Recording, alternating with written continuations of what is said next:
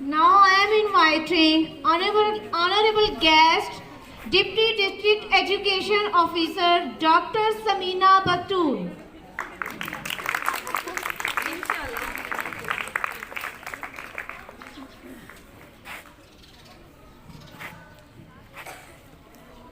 बिस्मिल्लाहिर्रहमानिर्रहीम।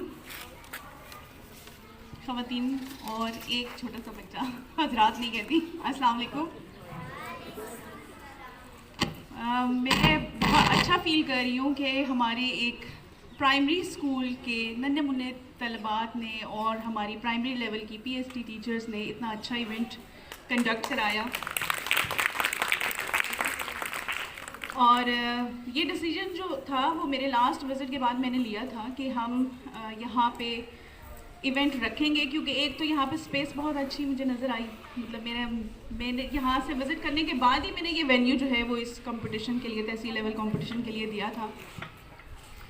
और दूसरी जो रीज़न थी वो ये कि जो मैंने क्लासेस में जब राउंड के दौरान मैंने बच्चों का बिहेवियर ऑब्ज़र्व किया था वो भी बहुत मुझे अच्छा लगा। तो आपकी क्लास रूम डेकोरेशन, आपकी मैनेजमेंट, इवन मतलब आपकी स्कूल की एडमिनिस्ट्रेशन, सारी चीज़ें बता रही थी कि यहाँ पे सब लोग कितने कमिटेड हैं। So you all this appreciation